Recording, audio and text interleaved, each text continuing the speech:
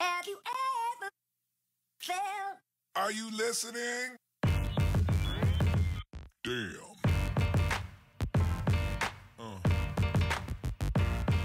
Yeah. Yeah.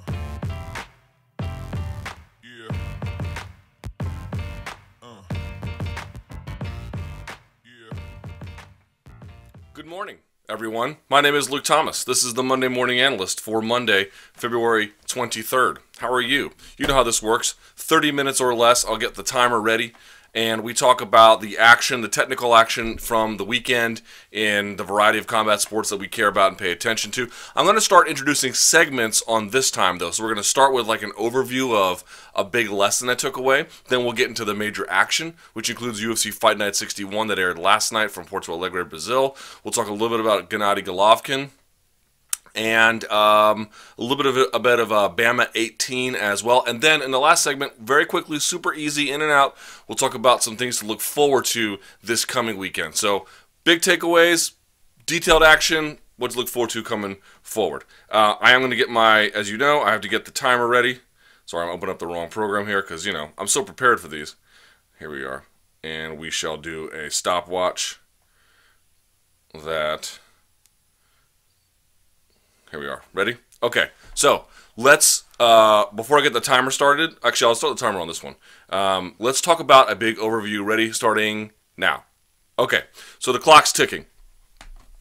Big overview from the weekend. Less so about Gennady Golovkin, and obviously whenever you watch BAMMA, or any kind of high-level but regional kind of promotion, you always want to, have managed expectations about what's out there. You'll see guys developing their skill sets. They'll have some things that are really great, some things that catch your eye, but you just don't want to be too harsh on them either. So this is not so much about what a high-level professional boxer is doing or what regional MMA fighters are doing. So when I make that point, the following point, I don't want this to say I'm sort of like issuing an umbrella statement about all the fights I saw. This is mostly about UFC fights, and even then, really not so much about the lower level, or I should say higher level UFC fights. This is mostly about what I saw on the prelim card, but I've seen it now enough where it's important to make a point. And not just from last night, but from many, many, many UFC events. Now look, if you want to talk about the top 10 guys, especially the top 5 guys, this is basically an irrelevant concern. Not that they all have it down mastered, but that it's not the same kind of liability. Now, what am I talking about? If you've been watching Monday Morning Analyst, then you know that this is a big deal. Guys, head movement in MMA is a disaster. It is a disaster. We often talk about this show on other things. For example, we've mentioned that I think personally, you see the amount of effort guys put into takedowns against the fence, and it's become kind of everyone's strong suit because it's become such a point of emphasis. It really has, for all the parties involved. So really trying to take a guy down there just doesn't make a lot of sense. Now what you're seeing, to me, is it's weird in MMA now where the guy who has the height advantage almost has this automatic striking disadvantage because there is such a lack of emphasis on head movement. So if one guy can get down and has a slightly more diverse skill set and maybe he's just a little bit more proactive, he is going to light someone else up. But even that's not really necessary. You don't have to have a height differential. Over and over and over and over again, you are seeing guys not move their head, either offensively when they throw, defensively when they back out. There is better circling these days, and I do feel like they cut angles a little bit more, pardon me, than they used to. But again, we've talked about something before, the takedowns against the cage. I'm not saying they don't work, but they require a lot of effort. There's not much juice for a lot of squeeze there. It'll make sense sometimes, but you get the idea. Now I want to talk about something, and I'll dig into it on some of these fights here. We need to make a point that this podcast made a point of saying, not just generally speaking, but like one of the biggest issues in striking in mixed martial arts today, including at the UFC level. Again, a little bit lower UFC level, but it's all too present on these broadcasts. The lack of head movement. Even for guys who have a decent stinging jab, it's still a pervasive issue. And in some ways, I'm almost wondering what will happen if guys fix it, because so many times they get hit off of this. You see a guy, it happened multiple times on Sunday night, where you see a guy have this issue, and the person recognizes it who's fighting them and goes back to the well and back to the well and back to the well.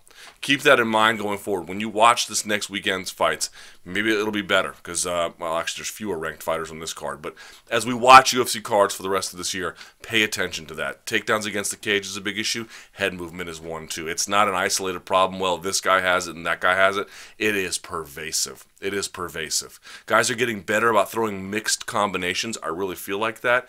They're getting slightly better about single shotting, although that's still a problem too. But defensively, it's not their shell. It's not their shell. It's not even so much their range exactly. It is they are ramrod straight, and they are getting countered over and over again, and they are getting hit because their head is in the exact same place. Okay, with that said, UFC Fight Night 61 took place last night. This was at Porto Alegre, Brazil. Forgive my pronunciation, I know it is terrible. The attendance was reported to be 5,080.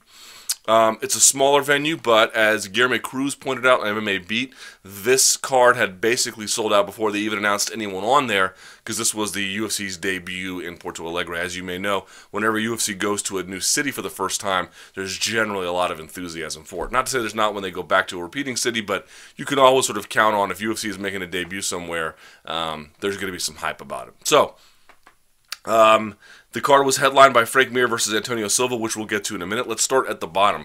Ivan Jorge, however it's properly pronounced in Portuguese, from Brazil, defeated Josh Shockley by unanimous decision, 29-28, 29-28, and then 29-28. Not a lot to really talk about in this fight.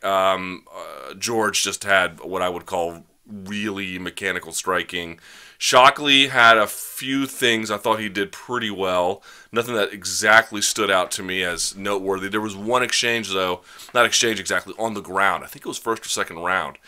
George had him on his back, and George was mounted, couldn't quite get his butterfly hooks in, but had double underhooks underneath, trying to hold him, face to chest. And Jorge used one hand to come around the head, and had the other hand, he just waited for the moment to strike. This hand was so deep on a crossface, he was almost reaching behind the other guy's armpit. He could almost grab his fingers in the other guy's armpit, which is actually what you want to do. So he was like crunching the head on one side. And then on the other side, he brought his hand, he waited for the moment, snuck his hand underneath for an underhook, and then it looks like, the Addams Family, that hand that walks like this? There's a thing in jiu-jitsu where you literally like inch your hand, like your fingers, if this is the mat, your fingers touch and you like inch your hand up. And that sounds stupid if you have an underhook and you're trying to, because the more I can raise your arm away from your body, the weaker you get. That hand inching actually works. It's legit. You don't just like try to force your arm up. They kind of can't fight you when you do that. You just little inch your hand up. And he did it and got underneath with the head and arm triangle. Now he couldn't quite finish, tried to get parallel, was a little too high. All those things you kind of saw. But it was an interesting thing that he did there. I like the way he was in a bit of a bad spot. I mean, he had the mount, but he was in a bit of a bad spot not having the double unders, and then sort of found a way to just time it just so to get his hand underneath and inched his hand up and secure the choke. Didn't finish, but definitely won that round and, of course, won the fight. There was also another exchange where Shockley was trying to scramble, was about to get hit with a darce, used that to then get the same position, double unders underneath, this time with butterfly hooks. He leans to one side on the butterfly hook to get Jorge to plant, and then use that to scramble. So he had planted his weight, which meant he was a little bit immobile on that side, and then I think he used that to scramble out the corner. So that was kind of interesting. And that was about it from that fight that was memorable. Douglas Silva de Andrade defeated Cody Gibson, unanimous decision, 29-28, 30-27, and 29-28. Terrible decision. Should have gone to Cody Gibson, 29-28. I did not appreciate that too much, but what are you going to do?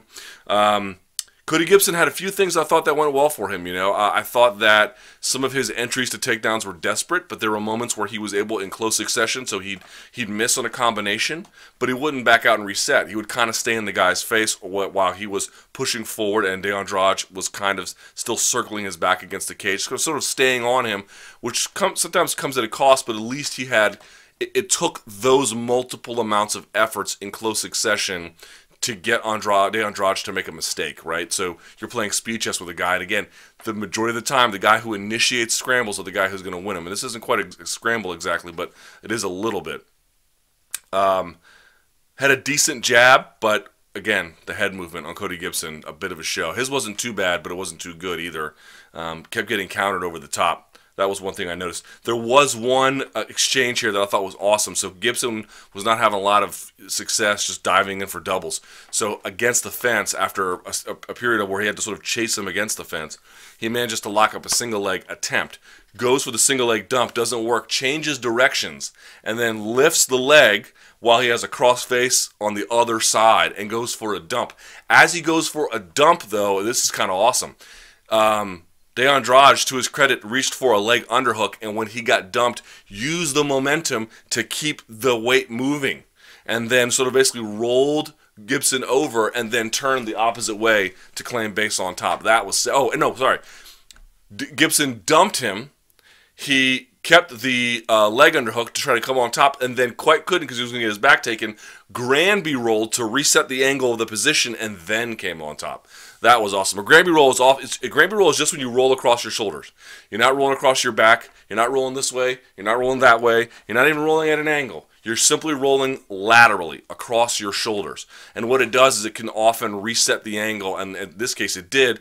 So he reset. He basically has his back to him. He Granby rolls and then turns over into him to claim his base on top. Nice stuff from De Andrade in that particular exchange. Here we go. Perfect example of the head movement. Mike De La Torre, however you pronounce it, defeats Thiago Trator via KO punches at 2:59 of the first round. Now, first of all, I think the last two fights were the only ones I got right on the whole card. As we know, 10 upsets is insanity. Literally a record, I think, for WC Pride, Strikeforce, and UFC cards. I mean, we're talking nuts that this happened. And this is why the sport's so crazy and it's kind of so awesome. This fight, Mike De La Torre found that the left hook was working over and over and over again and was able to finish when he anticipated Trator throwing a kick to the opposite side. So if they try to throw a kick to one side, the counter is a punch on the other side. That's the counter. It's typical, because when you're throwing a kick, you often do what? This, so the side's exposed. And if you can come over the top with a punch and land it, easier said than done, but that's the typical counter, right? But before that, if you noticed, he was kind of pressuring Trator backwards, and there was just a lazy jab and lazy defense on the same side of Trator. So he wasn't drawing his hand back, he wasn't keeping a shell, and his head was ramrod straight. There was a moment where he had rocked him maybe 30 seconds or even a minute earlier with double left hooks. I mean, you never see double left hooks. Both of them landed. Both of them landed, and it hurt him bad. And so he saw, this guy's not covering up on this side at all. He's not moving his head off center at all. Let's go right back to it. And they set him up with the outside kick, and came over to the other side with the left hook. One quick thing of note, which I loved from Mike De La Torre in the finish. So he knocks him down with the left, finishes him off with the right, with this brutal ground and pound, right? This brutal ground and pound over the top. Go back and watch. He actually has the left leg of Trator, he's grabbing it, and then he's pounding and coming over the top with the right, partly to land, I think, with authority that gives him something to hold on to as he throws, and the other part was it won't allow Trator to scramble as easily. He keeps a hold of him. I thought that was awesome. A nice little twist from Mike De La Torre there. Matt Dwyer defeated William Padalino Macario, KO Superman punch at 1 minute and 3:14 of the first round. They broke this one down. They were kind of pulling with their jab and with their teep and seeing what he was doing, and he was trying to parry it away. And so they faked like he was going to come with, I think, a leg kick.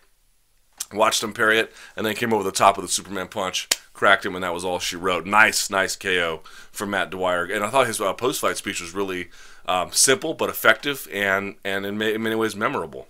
All right, Marion Renault defeated Jessica Andrade via submission triangle choke at 1:54 of the first round. Yo, let me tell you something right now. Marion Renault is out here letting people know what time it is.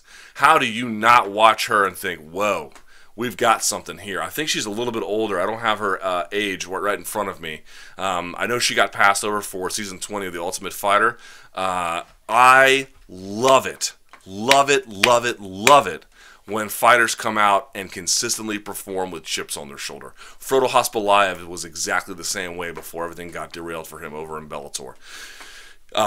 Guys like Frodo has, and Marion too, plenty of skill. Skill's not the issue. Not say that they're the best in the world, but they've definitely got all pieces of the game, at least a little bit, to be competitive with a lot of people. But more than that, they fight with a certain kind of intensity. And for Renaud, she fights with a great controlled intensity. She goes out there and knows there's some people you can just tell them, okay, these are the conditions you have to establish to win. You should take center. You should be pumping your jab. And behind the jab should follow a right or a left straight or a right straight, and should follow that with a hook and a leg kick. And you should be circling to this angle. And when you jab, you need to be cutting an angle. And maybe that doesn't work. You need to do this amount of things to get a level change. And once you get a level change and a takedown, you should be able to turn on a corner without having to go to the cage. And once you get that corner turned and you're on top, you should be able to pass to this side. All these things, right? You just explain to them like a program, you have to do all these things. She does that. She does that. She listens to her corner well, and she just basically understands, if I want to win, these things have to happen. And I guess what I mean is some people are like, well, I'm not going to do those things that I'm not going to establish those conditions. I'm going to do what I'm really good at and let the conditions sort of fall afterwards. And that works a lot of the times, especially if those people are really good at it. But there's something different about someone who comes out right from the beginning and says, I'm going to establish the conditions that enhance the likelihood of my victory. And I'm certainly going to use my skills to do it, but their skills are so diverse, they don't have to rely on one thing or the other. They can just go out and make things happen if they have to. They can react defensively, as she did, but more than that, they just go out there, they just set the tone and set the terms right on up. And she pumps the jab with a controlled ferocity. Now, she got in a little bit of trouble, so the jab was good, and even the straight punches behind the jab were good, but she got a little too, she's still learning, she got a little too overconfident with it and kind of squared up on Andrade and was exchanging a little bit right in front of her. Andrade, this is what she sort of specializes in, these like pocket exchanges, and so she tagged Renaud a couple times. Now, I don't think Renaud was very hurt. I'm sure the punches hurt. I don't mean that, what I mean to suggest is I don't think Renaud's consciousness was significantly altered. And then on the ground, attempted to lock up a triangle, didn't work, and then tried it again and did it fantastically. Waited for the ground and pound. Used that to establish arm, almost like a Russian, almost like a 2-on-1 from underneath. Grabbing the arm, using the right leg over the top of the neck to control the posture, and then Andrade was trying to pass, but did a really poor job of moving in a circular way around it. So Renaud was able to force the knee not just to the hip to prevent the pass, but then come right behind the arm. I mean, you want to talk about textbook. Hips way off the ground, great control, and it may look loose because one side is open, but if someone has your arm and they got a nice grip on it and they know what they're doing, and the other leg is chopping down the back of your neck, bro, let me tell you something. You are going to be again, someone very good is going to escape. But if you don't do the things you're supposed to, you're going to be in trouble. And here's what I mean. Like, you could be in mount on someone, but if you know they have good underhooks, and they have all of a sudden they get an underhook on you, yes, you have mount, you have to respect that underhook. You can't just say, well, I'm in mount and their underhook doesn't matter. It's a way of describing it. You have to respect it. Even if you're not in peril right at that moment, even if you're not in pain at that moment, there are things that people do to establish conditions of success way in advance of the ultimate outcome. And if you don't respect it early, you will pay for it late. And I really respect the fact that Renaud seems to do that. And more importantly, just has really, really nice technique. Also, shout-outs to Marion Renaud, because when she finished the triangle, she finished on a 90-degree angle. If you just look at a triangle and you're trying to lock it up, if you do it right in front of someone, depending on the size of your legs and their neck and everything else, of course, you can finish it right there. But one, if you turn on the corner, you tighten everything up. Number one, and number two, you can, as she did, reach for the leg, in which case they stand. This leg underhooking their nearest leg to you prevents them from standing and then slamming you. It's like an emergency break.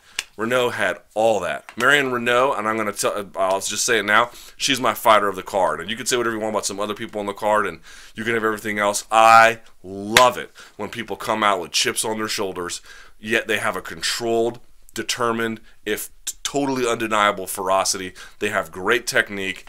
And I like them when they're still learning too, because you can just imagine the possibilities of what's happening next. Marion Renault, for sure, my fighter of this card.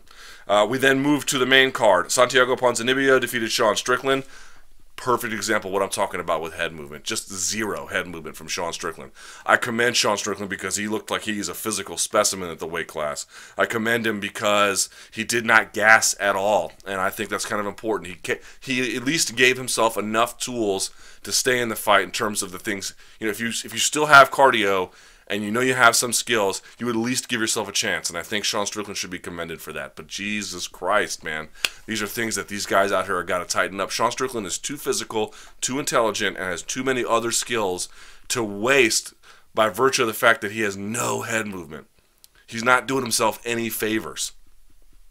Ponzinibbio was able to go to the right hand over and over and over and over and over again. Measures him out, ducks, and then came over the top constantly. It was just ridiculous to watch. And I also thought that the defense of Sean Strickland, this has to be tightened up. And who are you, Luke Thomas, to criticize these UFC fighters? Fine. You don't have to take my word for it. Just go watch the tape. Go watch the tape and tell me I am materially off the mark here.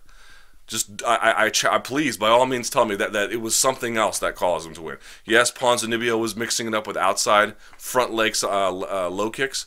That was important too. That established some different conditions, but it never hurt Strickland enough to really slow down his movement. It really that was a component for sure, but it was not any kind of a substantive component that one way or the other altered the outcome of the fight. It was that head movement or the lack thereof from Strickland that was such a liability for him. I thought that the scrambling, even when he got hurt early from Ponzinibbio in terms of the takedown defense, was really great. I really appreciated that. There was a certain urgency to it that enabled him to get Strickland off of him a little bit easier. So, look, I think Ponzinibbio looked a lot better than I thought he was going to. Strickland not as good as I thought he was going to. But in the end, and there's another thing that would happen. So, Ponzinibbio would measure with the jab, duck, and then come over the top with the punch. There was no uppercuts from Strickland ever. I don't think he threw a single uppercut. Now, to his credit, when he was pumping the jab enough, it was a quick release and a quick return, but the return was low, and it was good. There was minutes where he was keeping Ponzinibbio at bay, there was something there. But if he just didn't, if he slowed down for 15 seconds, he would get lit up. So that to me was just problematic for him. Frankie Saenz defeated Yuri Alcantara. Unanimous decision, 30-27, 30-27, and 29-28. Again, a fight I was totally wrong about. Alcantara did much worse than I thought he was going to. Big takeaway for me for this fight was Alcantara has really good jiu-jitsu, great attacks from the back, some decent sweeps, but not enough. But here was the big one. The big one for me when watching this happened several times.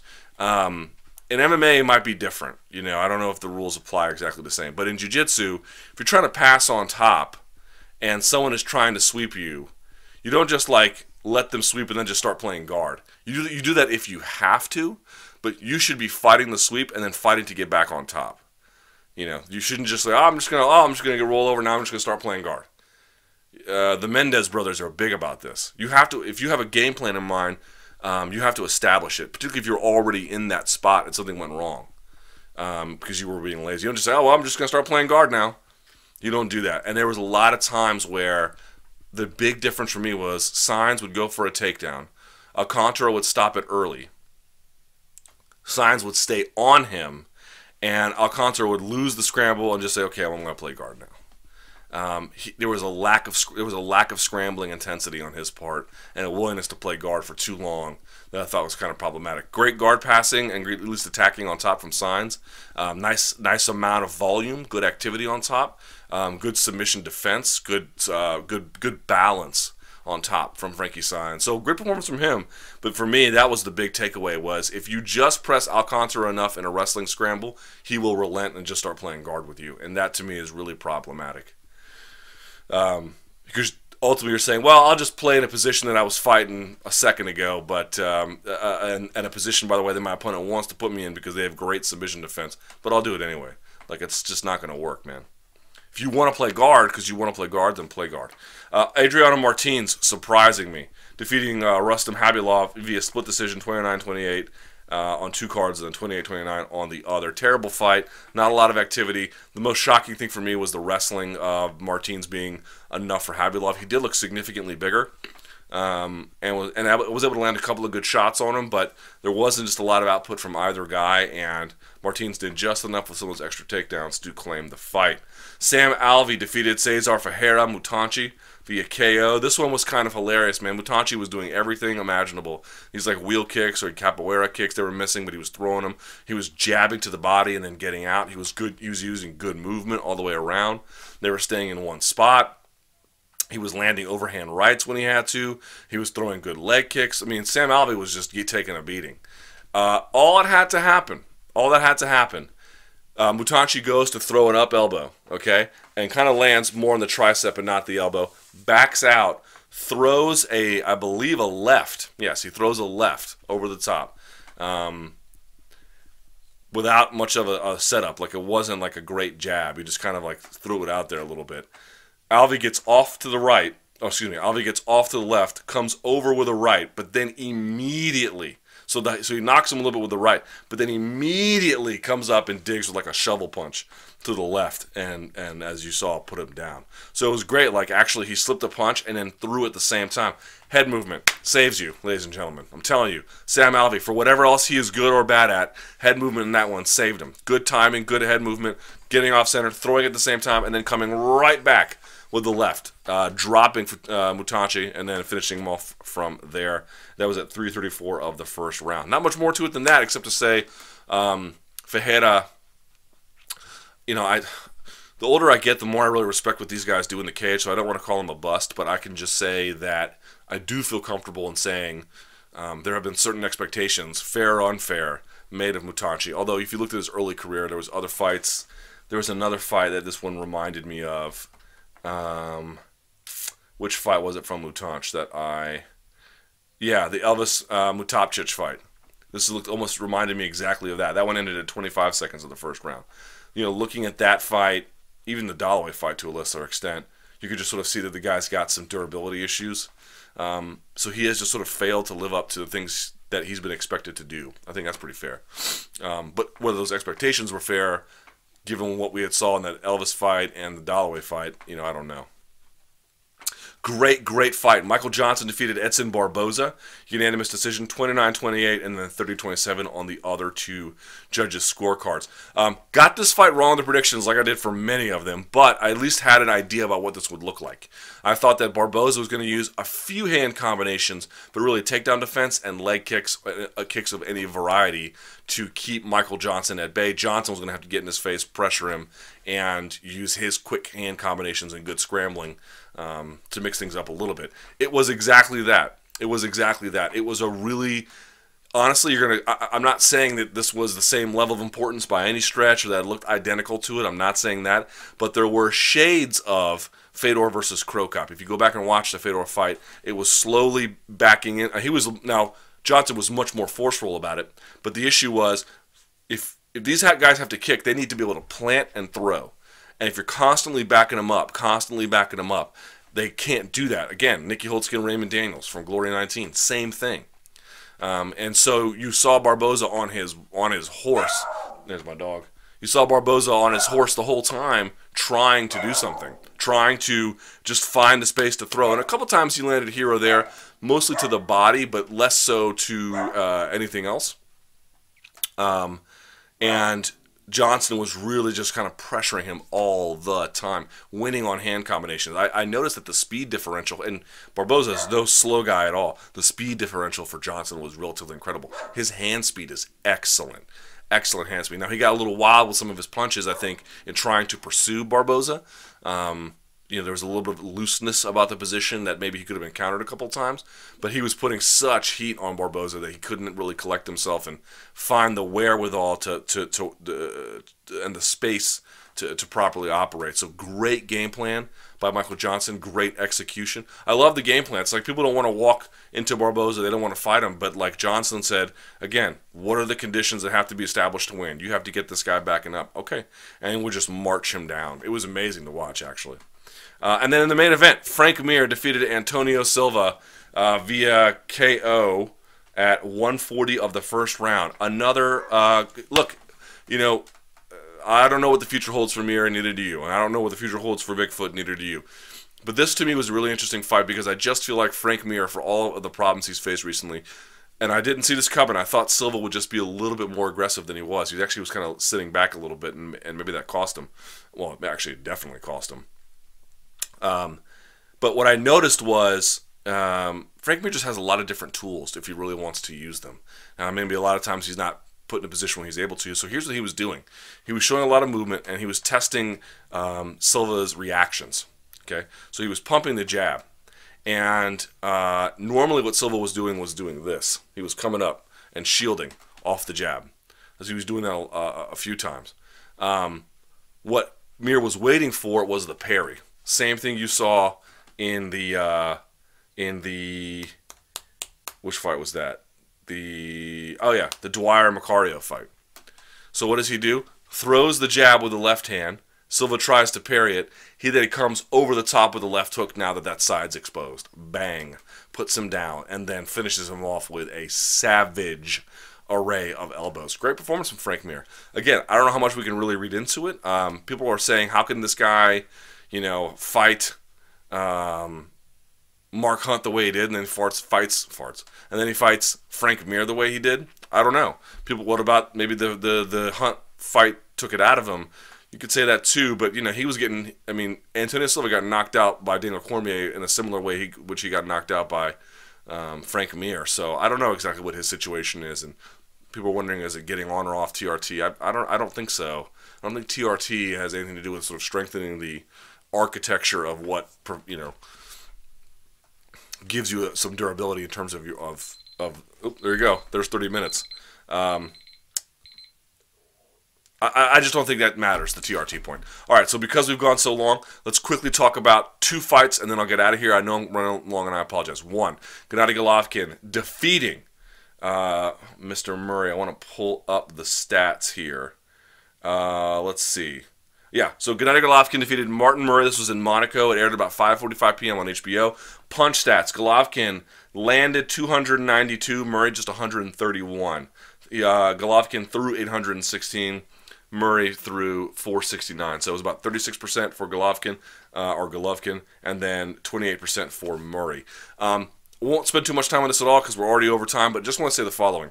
There's a lot of talk about Golovkin's power, as well there should be. I mean, everything he throws seems to hurt, but that's sort of one part. He's not loading up on big power shots. It's just the precise moments he's finding to land. Everything he throws hurts. Like, he doesn't have one big punch. He just throws a jab, bang, it stings you. Throws a jab cross, bang, bang, it stings you. Jab cross, hook to the body. All of it feels sort of really uniquely terrible. Dropped him twice in the fourth round with body shots. Golovkin did. Murray hung on, though. Murray hung on. Which was funny to me about this whole thing was Golovkin would just walk you down. Like, he was doing what Johnson did, but we're talking about a ring where, you have to be careful about the angles, and it's a little bit more narrow, and you can walk into a punch. Golovkin just walked him down, would back him up against the ropes, and then go to work. And what I really noticed was, one, everything Golovkin throws hurts, and he doesn't have a signature punch, so it's not like you can look out for one thing. It's not like Holtzkin's left hook or a Tyson uppercut or something. He threw everything that hurt. He would throw double front side uppercuts to raise the chin of Murray. The body shot, the left hook to the liver was dramatic. But what I really liked was, like, Golovkin works behind the jab, and he has different entries and different setups when Murray would be shelled against the ropes. Golovkin Golovkin would have different setups. He would sometimes lead with a straight, sometimes he would lead with a jab. But much of the work he did in this fight was behind the jab. It really, truly was. It was very, very impressive in that regard.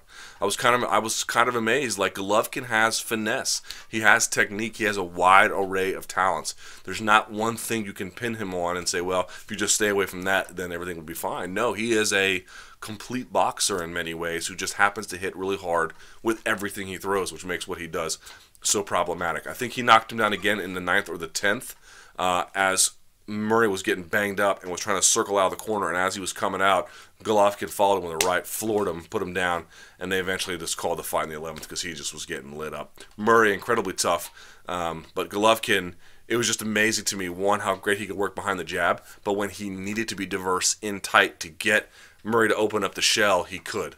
And again, just that there's no one power shot. You're like, oh my God, stay away from the right straight. No, he throws everything, and everything lands to a point where it makes you suffer. So his record moves to 32-0 with 29 KOs. Pretty special. Last but certainly not least, our boy, Tom.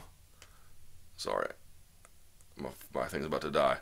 Tom Duquesnoy out of BAMMA 18 fought a Polish kid who's was Krzysztof. I can't remember his last name, but it was just from the weekend. I keep pronouncing his name. Tom Duquesnoy. Tom Duquesnoy, I believe is how you pronounce it. A lot to look forward to with this prospect. A lot. He looked absolutely phenomenal. He just doesn't look like he's nailed to the ground. He is so light on his feet. It's kind of incredible. Obviously has some issues with defensive wrestling, though, and would do things where he would be like trying to control an arm and wind up pulling the guy on top of him, which would cause him to get flattened out. So he's definitely got some things he needs to work on in that regard. But on the feet, really mixing it up, switching stances, and staying patient, too. I really appreciate that about him. But in the 3rd round, he switched stance, threw a knee to the body, hurt his opponent, followed up, made him stand back up again, and then, followed to the ground, punched him in the solar plexus, then stood back up, and then threw another liver shot, and then finished him off once he came back up for the second time. A great performance again. Let's see what he can do against the fence. I didn't think his takedown defense was that good there, and on the ground he just doesn't make some good grappling decisions, which tells me he's got inexperience there. Like, making poor grappling decisions is not about, hey, have you learned X amount of techniques? It's partly that, but it's also partly understanding physics, right, and biomechanics. If I do this, what am I doing to our position here? I'm off balancing myself. I'm setting myself up for this. And yes, you can be taught part of that, but it's also a function of just understanding human reactions, understanding human physics, and understanding physics generally. That's how you keep yourself out of trouble. Okay, so there's that one. Golovkin, we talked about it. Let's talk quickly about next week. 3 fights this coming week. We've got Invicta FC 11, Bellator 134, and then UFC Fight Night. What am I saying? UFC Fight Night. UFC 184. Obviously, Rousey versus Ngannou is going to be one to watch on that card. You also want to watch out for, I think, Gleison Tebow versus Tony Ferguson. Kid Yamamoto's on that card. No one's even talking about it. So that's the one you want to look out for as well. That's coming up on Invicta. Obviously, Charmaine Tweet taking on Cyborg. But look out for the 2 Mexican ladies. I think Alexa Grasso. Let me pull it up real quick. The card. I apologize. Invicta 11. Here we are.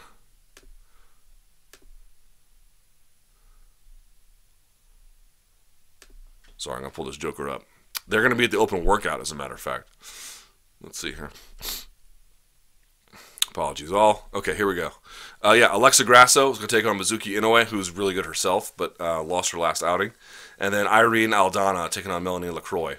Be on the lookout for those 2 as well. And then, of course, on the Bellator 134 card, Linton Vassell, I think, is going to have his way with Sukaju.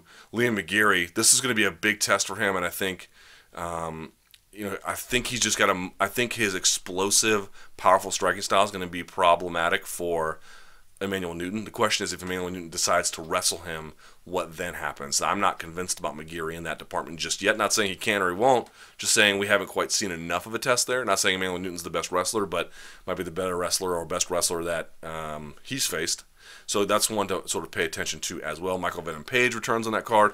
Let me take one last look at UFC 184 before we sign off here. Okay. So I mentioned Kid Yamamoto's on the card, like no one's even talking about it. Holly Holm will be on the card as well. It's the return of Roland, however you pronounce it, Carnero, who almost defeated John Fitch once with a crazy darce against Mark Munoz. And then that's about it for things that are notable on that card. Okay, you can follow me on Twitter at SBN Luke Thomas. You can email me at luke.thomas@sbnation.com. For my dog Barbas and everyone else at MMA Fighting, see you next time. Enjoy the fights.